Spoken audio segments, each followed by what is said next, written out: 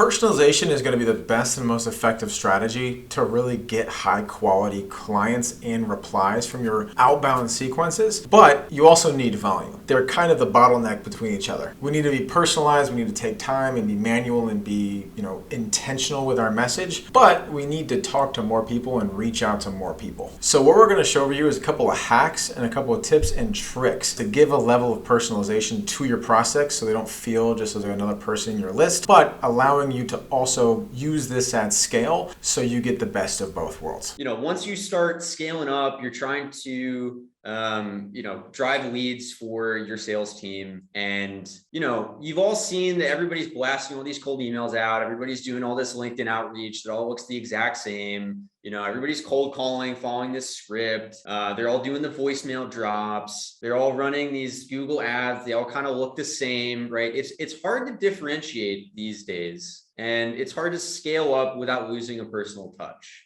And so in our opinion, personalizing at scale, coming up with creative ways to seem personalized at scale is one of the biggest hacks right now. So let's say you're doing email outreach for your company. I'm not kidding. This email actually outperformed every other clever email we had, maybe 4x. And I'm not kidding. This is how it went. Hey, first name, my mom showed me your website.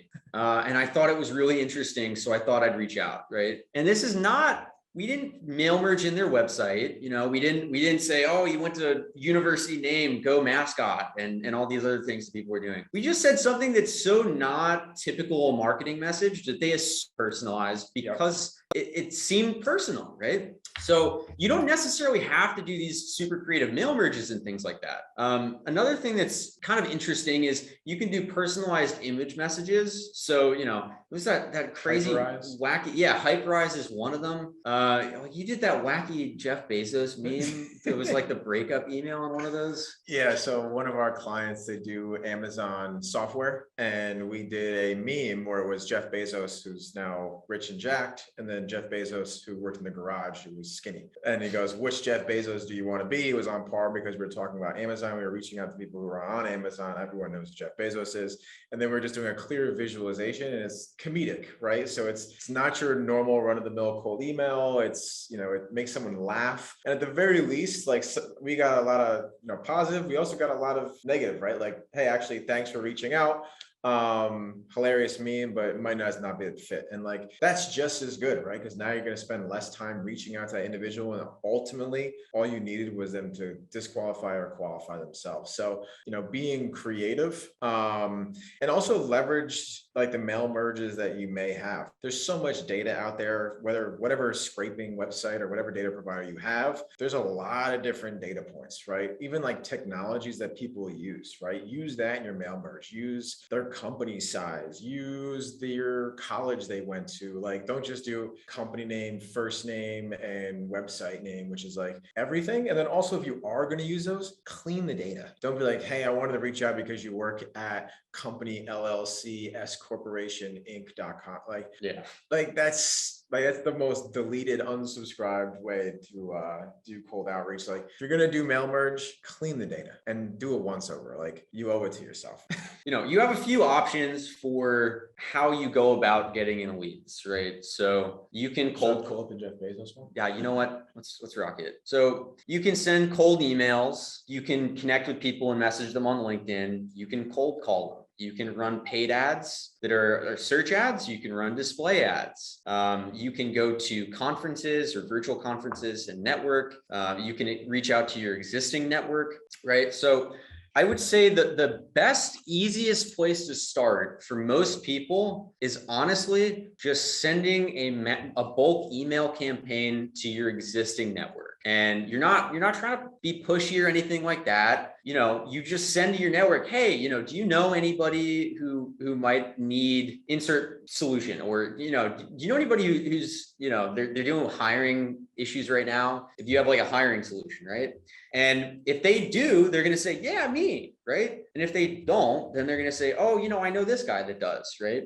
And so that's one way to come at it without burning your connections, right? It's an innocent enough question. And honestly, you don't just want to send the one email. now. You can follow up with those people maybe once every couple of weeks, once a month, early on when you're releasing your product, when you're releasing your service. And then once you have a built company, this is the number one mistake I see every single company ever make. I have never come across a company that leverages their existing email database, contact database optimally. Not one, zero. So how often are you networking with these people? Are you calling out to your past leads that showed interest, that had promise? Do you track how often you're emailing them? Do you track which segments of your existing email list open your emails?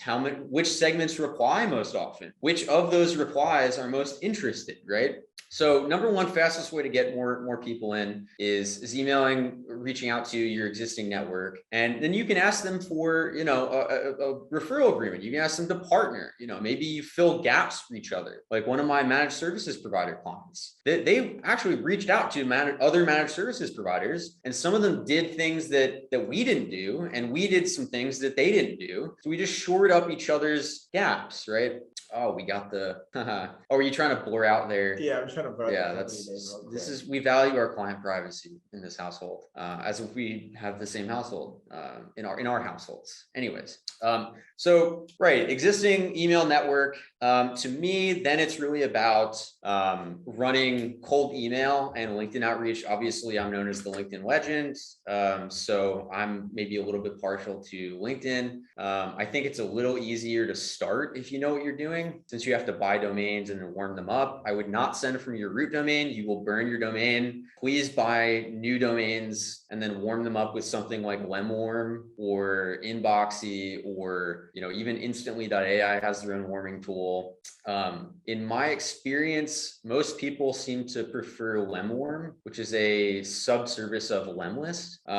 Whereas on LinkedIn, if you've got an existing LinkedIn profile, you could just file upload a list of 750 people and connect with them instantly. You can message every single person that connects, which should be around 200 the same day, right? And so there's a little higher quickness to start. And then of those 200, more will reply than on email if you know what you're doing. And so normally I would say start with outreach, but at the same time, in some cases, if you've got a big budget and you want to validate certain concepts as quickly as humanly possible, I would actually start with ads. And the reason is you can throw $100 on each variation of, it can be an email ad. Like it shows up, on LinkedIn, it shows up as an in-mail, which is kind of like an email. You can run email ads in Gmail that look like emails, right?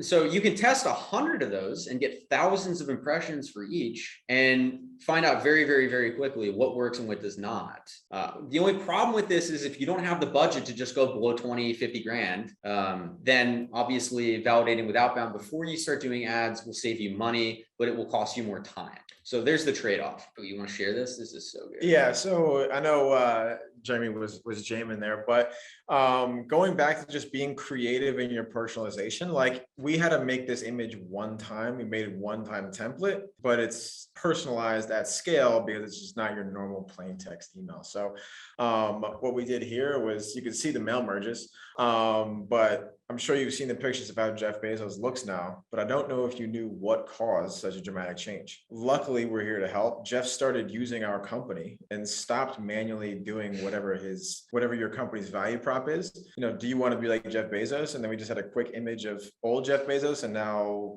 Transformer Jeff Bezos. If so, let's hop on a call. Thanks. You use your signature. So that's going to invoke some sort of response if we didn't add that image and the text that references that image, right? So get creative, use memes. It's 2022. We have meme culture. People like to laugh. It's jokes. That's going to drop their zone of resistance instead of just blasting plain text emails that are feature focused, we focused, not prospect focused. Yeah. And even just be more casual with it a lot of times. So, I dropped a thread yesterday. That was the 10 top performing LinkedIn messages. Every single one of them got above a 20% reply rate just on email, on message one, where with the typical sequence of just 3 messages getting 40 to 50% reply rate. And the thing that they all had in common was they were easy to say yes to or reply to, think of a reply to, and they did not seem like some long-winded marketing email. They did not try and shove your service down their throats. They were more qualifying questions of like, could you be my customer? Do you deal with the problem that I solve? Do you know anybody who's involved with this? Hey, saw you were like company name, saw you were doing job function for company name, not job title. You don't say, hey, saw you were a chief executive officer and president for company name, right? It's hey, saw you were an executive for company name, right? Hey, saw you were doing HR for company name, right? It sounds a lot better than just saying, saw you were a human resources director, and I'm playing it up to be more robotic, but that's how it reads, right? Like, treat them like humans. Like, it goes back to like your internal team. Like, if you actually want this person as your customer and to invest in your product or service, why are you going to lazily send them a message? Like, make them feel like you actually want them to be a part of your ecosystem. And like, we've all gotten the connection request and then the immediate message that's pitch like, slap.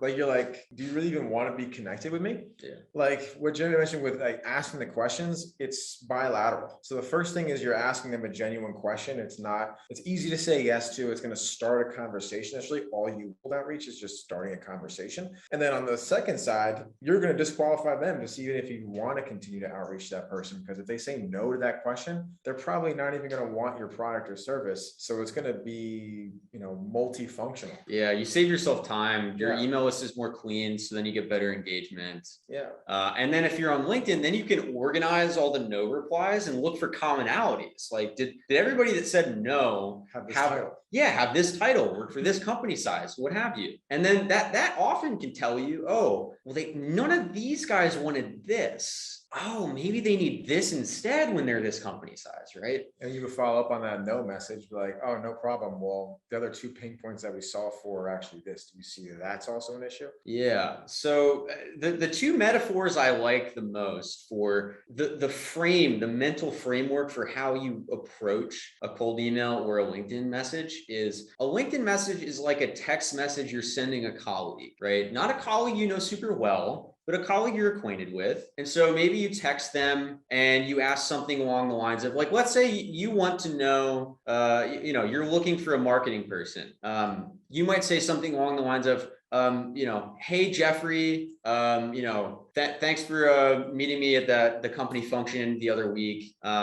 Hey, do you know any good marketing people by chance? Right? That's how you would say that. You would not go, dear Jeffrey, I was so glad to correspond with you over yonder in the past fortnight, right? Might I inquire as to the state of your marketing connections so that I may improve my marketing network? I'm just reaching out because I'd like to increase my number of marketing connections, good sir, because I saw you do job title at company name. It's like, I know you do job title at company name. We know they do because we can see their LinkedIn profile, right? Yeah. It's stop cut the fluff. Yeah, cut the Just fluff. get to the point. Like, we're all in business, right? Like, per my last email, like that stuff makes your skin crawl, right? So just be real, be unique, and be right to the point and be direct, right? Because most of the time you're reaching out to a decision maker, they're busy just as you're busy. So make it easy for them to either say yes or say no. And just because I feel like examples make things much clearer, I want to go through 2 more of what a text message to a colleague would look like compared to what most people send in LinkedIn DMs. So, let's say you are trying to sell health insurance to a CEO for his employees, like group health insurance for that company, right? So let's say it's your CEO friend. You say, you might say something like, hey, do you guys have a really good, group health insurance plan already that you'd never change it, right? You would not say, hey, Jeffrey, boy, have I got a great opportunity for you. Our health plans are 27% better than theirs. And then here's a case study. Oh, and by the way, there's only 1 week left before this opportunity goes. He's like, what are you dude, what? You don't even know if I like who I have. Yeah, it's just like you're skipping a couple steps, right? And the question poses the frame in their head. Do I actually like my group healthcare provider? Like you're invoking their own thought, which is going to help you sell the position better. Yeah, and for cold email, the frame is a little different. So it's not like a text message to a colleague because they can't see your profile picture. They can't go check out your profile, know what you've done, what services you offer. And so with this, I like to see it as you see somebody you don't know who's at a party that you're both at, or maybe you have a mutual friend or something, but you've never met before, and they've got food in their teeth, right? So you walk up, you say, hey, you don't know me. I'm in the same industry. I'm in the same group. We're in the same whatever. I just walked up because I was over there. I saw you had some stuff in your teeth, and I just wanted to let you know that. Have a good one, right? I by chance have a floss company, but yeah, I by chance. Oh yeah, and I have a floss pick. Would you like that? I have a toothpick, right? Thank you for the save. I was found the metaphor. So right, so let's say you're trying to sell let's say you're trying to sell a cell phone, right? So oh hey, I saw you were in you were here, whatever. My name is whatever. We have some cell phones here. Do you happen to need a cell phone? Like, and here's some reasons you might need a cell phone, or here's like why these are good cell phones. Like, hey, they're kind of durable in case they drop or whatever. You're not like giving them a freaking Billy Mays TV what do they call it, infomercial or something. But if you just walk to them like, hey, do you need to call anybody? Did you lose your phone? like 5 sentences max. Yeah, It's spaced out. Yeah. So you can actually read each sentence and it's different thoughts. Don't just have it as like a paragraph. No one's going to read that. And also have the preview text on your, everyone has their cell phone, everyone has their Gmail or Outlook notification on their phone. Like that first 9 words in the preview, like that's where you want to put the personalization and be unique. Like if I saw like, hi, Dylan, this is Jeremy with the LinkedIn legend. I'm about to hit 10,000. I'm like, all right, that's about cool. Jeremy. I don't care. Yeah. Cool, bro. But yeah, so like put yourself in the prospect's shoes. Like that's the easiest way to understand, like, does this sound good? And then come back to it the day after and relook at it before you send it back. Come into it with a fresh frame, get away from that computer, think about it, and go back to it and make your revisions.